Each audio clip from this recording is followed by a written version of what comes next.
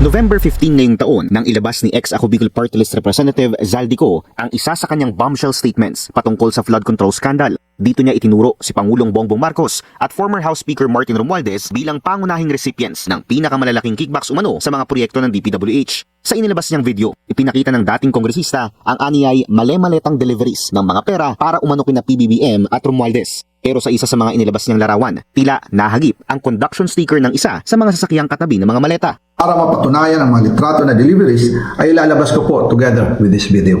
Eksklusibong nakuha ng Bilinari News Channel ang opisyal na mga dokumento ng naturang sasakyan. Naberipika namin na U0L960 ang nakalagay na conduction sticker dito. Ayon sa aming pagsusuri, wala itong ongoing o finished application para sa isang plate number sa Land Transportation Office. Ayon sa mga dokumento, isang 2023 Maserati MC20 ang sports car na nakita sa larawan.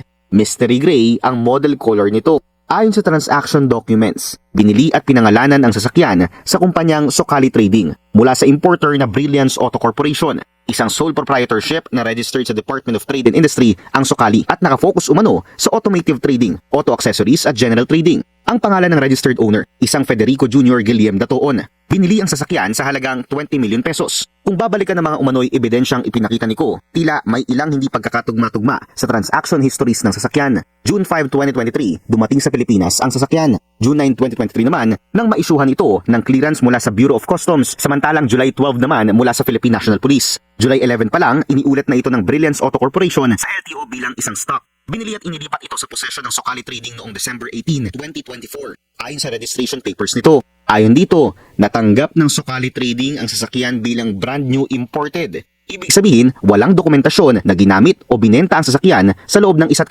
taon. Ang katakataka, kung titingnan ng date sa larawang inilabas ni Ko, November 29, 2024, ang umano'y delivery ng mga maleta sa nasabing bahay kung saan nahagip ang sasakyan. Halos isang buwan bago na ibenta ang nasabing sasakyan sa Socali Trading base sa registration papers. Sinubukan ng Bilinari News Channel na kunin ang panig ng Socali Trading. Pumunta ang aming team sa registered address nito sa Quezon City. Pero nang puntahan namin ang nasabing address, building ng kilalang multi-level marketing and networking company na Front Row ang aming naabutan dito. Isang bagay na mismong staff din ng Front Row ang kumumpirma sa amin. Pero ayon sa building staff, ilang taon nang nakatirik ang kanilang gusali rito at wala umano silang alam na kumpanyang Socali Trading. Matatandang ang bilyonaryong si Sam Versosa ang isa sa co-founders ng Front Row. At siya rin ng presidente ng Modena Motorsports Incorporated, ang tanging authorized Maserati distributor sa buong bansa. Sinubukan ng Bilinari News Channel na kunin ang isang bagay na mismong staff din ng Front Row ang kumumpirma sa amin. Pero ayon sa building staff, ilang taon nang nakatirik ang kanilang gusali rito at wala umano silang alam na kumpanyang Socali Trading. Matatandang ang bilyonaryong si Sam Versosa ang